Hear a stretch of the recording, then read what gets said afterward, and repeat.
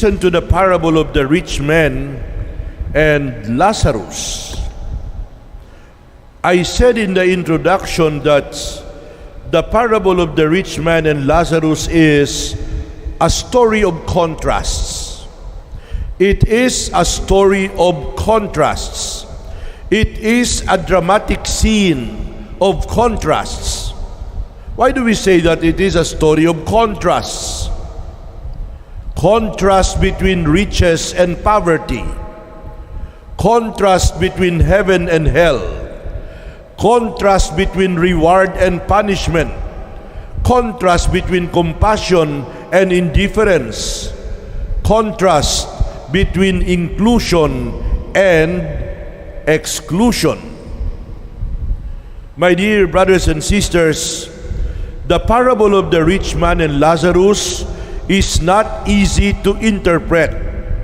It is not easy to know the meaning and the message of this parable because there are several interpretations, there are several messages. One explanation, for example, is that the parable refers to the reversal of destiny in the afterlife. It means that if you are well off in this life, you already have your reward. Those who suffer and are deprived in this world will get their consolation and reward in heaven at the end of time. But that is not the fundamental lesson of the parable.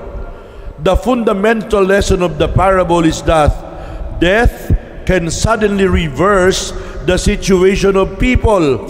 The parable could also be interpreted as having a message of consolation to those who are poor. You are poor in this life, but take courage. You will someday go to heaven and you will be paid back for your suffering and pain. Religion is the opium of the people. Resign yourself to your situation. There are many interpretations. But to understand the authentic meaning of the parable, the authentic message of the parable, let us take a quick look at the two main characters, the rich man and Lazarus. Notice that the rich man is not given a name. The rich man is nameless. The rich man is faceless because it can refer to you and me at the same time. You are the rich man. I am the rich man. What is the sin of the rich man for him to go to hell? Is it only because he had been partying every day? There are people who love to attend parties on a regular basis, especially before COVID. But what is wrong with that? If there is a reason to party, is partying enough reason for a person to go to hell? What is interesting is that the rich man in the parable is a figure of indolent self-indulgence. He is a character of indolent self-indulgence. The sin of the rich man consists in accepting as normal and natural the enormous economic gap that separated him from Lazarus. The rich man found nothing wrong with the fact that he was enjoying all the luxury, whereas the poor man was wallowing in misery. My dear brothers and sisters, the rich man closed his eyes to the misery and deprivation of Lazarus. The sin of the rich man is not that he did something wrong to Lazarus, but that he did nothing to help Lazarus in his need.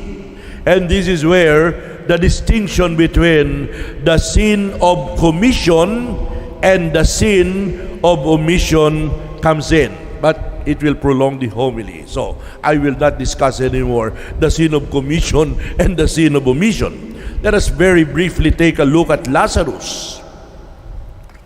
Who is Lazarus?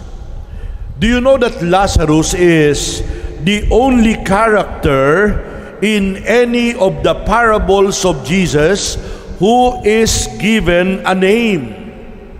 The other characters in the parables of the Lord, they are not given a name. The name Lazarus is the Latinized form of Eleazar, which means God is my help. That is the meaning of the name Lazarus. God is my help.